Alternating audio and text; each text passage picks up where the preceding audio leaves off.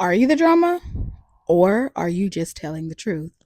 This sometimes is a question that we have to ask ourselves whether or not what I'm saying, who I'm saying it to, and why I'm saying it is going to cause drama or if the truth truly needs to be told. Now, I know that there can be times where we reach our ends peak when it comes to inactive co-parents or uncooperative, lack of communication, all those things. We can truly become annoyed, and it is frustrating because most of us didn't sign up for this. However, we have to understand that when we're telling the truth or what truth we're telling is being said to the right people in the right way, and how we communicate it matters. When we're dealing with, or just even thinking about conversations concerning our co parents, I know I have heard this term and I really cannot stand it, which is baby mama, baby daddy drama. Now, I understand that the sentiments behind that is because there can absolutely be individuals who are messy. And so the behavior is toxic, which causes drama. However, we can engage in conversations that does not have to be dramatic and or messy. Now, sometimes the reason why people don't want to hear the truth is because they don't want to be responsible or accountable to their actions. Listen, I wrote in my notes that sometimes real concerns get dismissed because of a lack of accountability. Now, here's what I know about accountability: you cannot make anyone responsible for what they've said or done. I know that can frustrate us. I get it. However, we cannot do it. It's not possible because if somebody shows you exactly what they want to do, specifically your co parent, and you are the one that has to deal with the back end of it, there's nothing that we can really do unless we want to engage in drama. And here at the Parent Network, I know that we are regulated parents. Y'all see this? RP, y'all see the shirt? Regulated parent, period. We are the ones that are going to operate in healthy, active, communicatory ways. Now, we can't speak for the other parent, but we can definitely speak for ourselves. And I'm not saying that you need to stay silent or be quiet. Absolutely not. But as a regulated parent, it's important that we know how to handle certain situations so that way we're not exasperating it. Now, there's this phrase that I absolutely cannot stand, but I understand the sentiments behind it. Many of us have heard it: baby mama, baby daddy drama. And that really comes because people lack healthy communication skills. They lack the correct, their behavior rather is just erratic because they have a mentality that does not exhibit, 9 times out of 10, what I've realized is their attitude and their behavior is not exhibiting really who they want to be or who they are. But again, when you reach your ends peak and you're just like, no, I'm done, you never know what type of behavior you're going to exhibit. But today, I want to give us some tools so that we're staying regulated even when we're telling the truth. So, first, let's define what truth is. Truth is defined by accuracy, okay? Wisdom is defined by timing, motive, and delivery. I'm going to say that again because these are the two tools that we want to make sure that we're using when we're having conversations about things that we may be experiencing in our challenge with our co parents. It's truth and wisdom. So, truth is defined by accuracy, wisdom is about timing, motive, and delivery. So, what does it mean to really be a truth teller? And if y'all see me cutting over here, I'm looking at my notes because I want to make sure that I'm giving you all everything that is necessary for us to continue to stay regulated in our parenting and regulated in life. Let's really talk about why we confuse truth with drama. A lot of times people can't handle the accountability that comes with truth being told. Some people want to skate under the rug. You may have co-parents that just do the bare minimum or whatever below the bare minimum is. And then when you bring it up to their attention or someone asks you about it, you find yourself in this in between space. Like, do I air the business? Because what I've learned in my own experience is that if I say something, then it can paint me in a bad light. And then I'm still trying to cover the other person. Telling the truth is not about covering someone, it is about exposing a misconception that may be there. And sometimes it can lead to the help that you desire. So, again, it's about the delivery, how you tell it, who you tell it to, and why you're telling it. Because the drama comes in when we just want to get it off of our chest. I just got to say this because now I'm fed up. When we get to that place where we're fed up, we have come to a dysregulated place. If you've ever been fed up with any situation, let's just think about our kids. We've been so fed up with them that we get to that point and we're no longer thinking logically.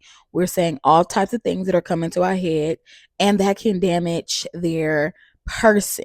We're not trying to do that. So it's the same thing when we're thinking about a grown person that we expect to do what they're supposed to do.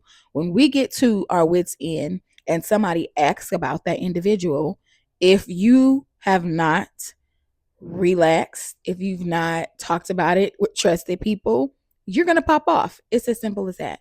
But a regulated parent understands that I'm not covering up anything, but I also don't need to share everything with everyone. Here's 4 things that I want you to think about before you engage in conversation with or about your co-parent. Number 1, is it true? Is what you're getting ready to say true, or are you just emotional? Number 2, is it necessary?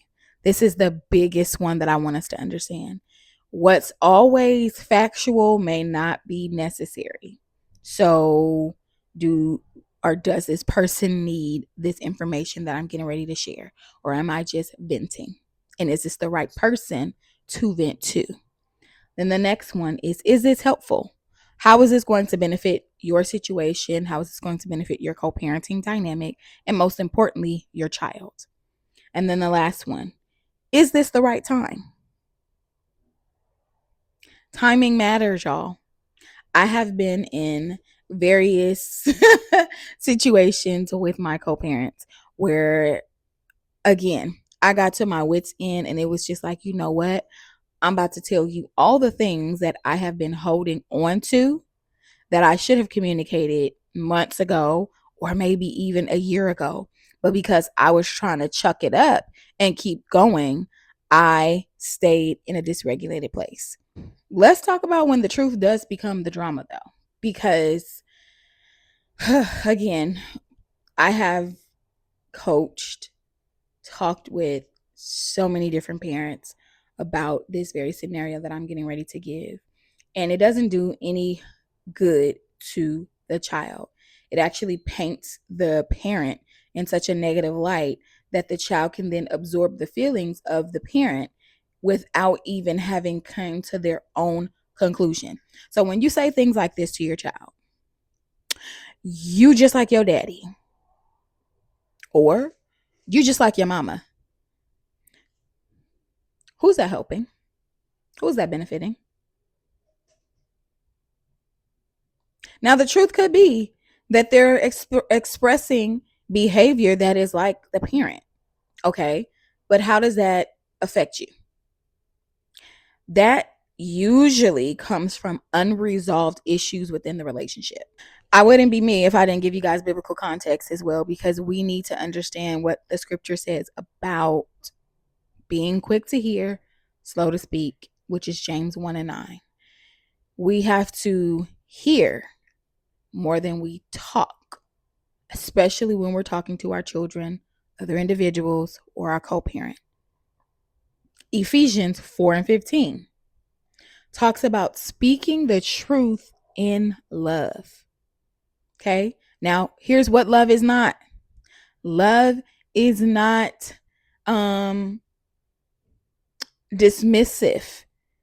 Okay, love is not dismissive. It's not dismissing how you feel. It's not dismissing factual things. Yes, love covers sin, as the scripture says. However, that's not the sin that the scripture is talking about. When a parent is not doing what they're supposed to do with their child, I believe it's in First Timothy where the scripture talks about they're worse than an unbeliever.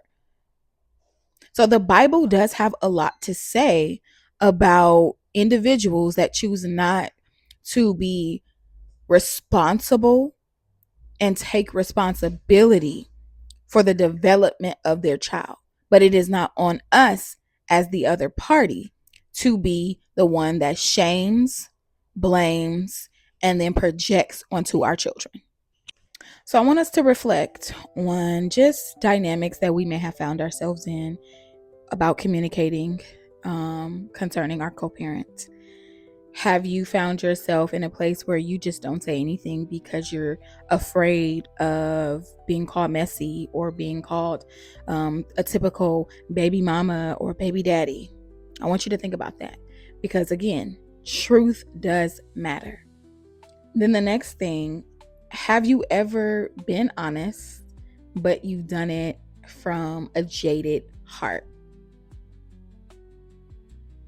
Really reflect on that one because I know I have been there. And then lastly, are you protecting your child's well-being through your words? Everything is going to always be about the child. Yes, we matter as well. And we want to make sure that we're creating an environment in our homes for our children that is filled with peace and not chaos. And so when we're engaging with them concerning their other parent, or when we're engaging with our co-parent and we may be around our child, how are we doing it? Because they're going to see it, they're going to pick up on it, they're going to observe, and this can be an image for them about how to address conflict. So we want to make sure that we're handling conflict in the best peaceable way as possible.